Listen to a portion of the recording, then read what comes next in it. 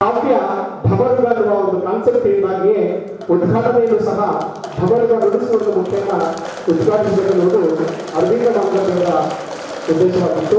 ಆ ಉದ್ದೇಶದಿಂದಲೇ ಒಂದು ವಿನೂತನವಾಗಿ ವಿಶೇಷವಾಗಿ ಈ ಉದ್ಘಾಟನಾ ಕಾರ್ಯಕ್ರಮವನ್ನು ಹಮ್ಮಿಕೊಳ್ಳಲಾಗಿದೆ. ಚಪ್ಪಾಳ ಜೊತೆಗೆ ಢಮರುಗ ಒಳಗಡೆ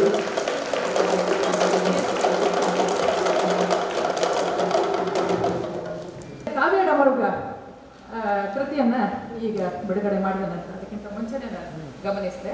ನಾನೊಂದು ಸಾಲನ್ನು ಅದರ ಹಾಗೆ ಇರುವಂತ ಒಂದೆರಡು ಸಾಲನ್ನು ಓದ್ತೀನಿ. ಪ್ರಶಾಂತ್ ಬೆಳ್ತೂರ್ ಅವರ ಕವಿತೆ. ಎಲ್ಲರಂತೆ ಸುಂದರ ಕವಿತೆ ಬರೆಯಲು ನನಗಾದರೂ ಏನಿತ್ತು ಇಲ್ಲಿ, ಎಲ್ಲರಂತೆ ಸುಂದರ ಕವಿತೆ ಬರೆಯಲು ನನಗಾದರೂ ಏನಿತ್ತು ಇಲ್ಲಿ, ಕಲ್ಪನೆಯನ್ನು ನುಂಗಿದ ವಾಸ್ತವದ ಬೆಂಕಿ ಎದೆಯ ಸುಡುತ್ತಿರಲು ಭ್ರಮರಹಿತನಾದವನು ನಾನು, ನಿಮ್ಮದೇ ಉರಾಜೆಯ ಮಲೆ ಮಾದಿಗರ ಬೀದಿಯವನು, ನದಿಯಾಗಿ ಹರಿಯದೆ ದೀಪದಂತೆ ಬದುಕಿದವನು. ಈ ಸಾಲುಗಳನ್ನು ನಾನು ಯಾಕೆ ಉಲ್ಲೇಖಿಸ್ತೀನಿ ಅಂತಂದ್ರೆ, ಯಾರಾದ್ರೂ ಓದೋರು ಇದನ್ನೇ ಬರಿಬೇಕಾ, ಯಾವಾಗಲೂ ಇದನ್ನೇ ಬರಿಬೇಕಾ ಅಂತ ಕೇಳಿದ್ರೆ ಉತ್ತರ ಎಲ್ಲಿ ಅಂದ್ರೆ ಪಬ್ಲ ಗರುಡ ಹೇಳ್ತಾನೆ.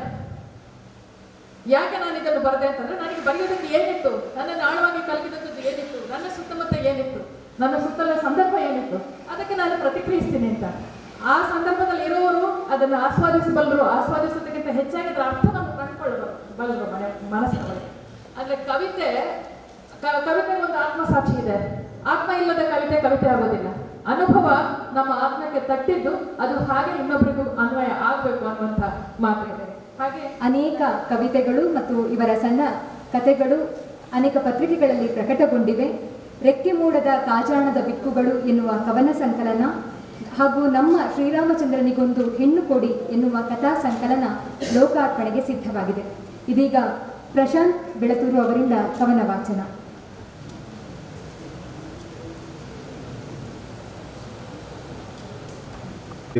ನನ್ನ ನಮಸ್ಕಾರಗಳು.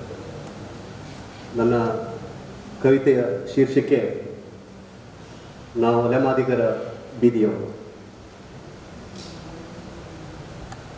ಎಲ್ಲರಂತೆ ಸುಂದರ ಕವಿತೆ ಬರೆಯಲು ನನಗಾದರೂ ಏನಿತ್ತು ಇಲ್ಲಿ, ಕಲ್ಪನೆಯನ್ನು ನುಂಗಿದ ವಾಸ್ತವದ ಬೆಂಕಿ ಎದೆಯ ಸುಡುತ್ತಿರಲು ಭ್ರಮಾರಹಿತನಾದವನು, ನಿಮ್ಮದೇ ಊರಾಚೆಯ ಒಲೆಮಾದಿಗರ ಬೀದಿಯವನು, ನದಿಯಾಗಿ ಅರಿಯದೆ ದ್ವೀಪದಂತೆ ಬದುಕಿದವನು, ಒಳಗೊಳಗೆ ಉರಿದು ನಿಮಗಾಗಿ ದೂರ ಸರಿದವನು, ದೀಪದಡಿಯ ಕತ್ತಲಲ್ಲಿ ಉಳಿದವನು, ಬೆಳಕಿಗೆ ಬರದವನು.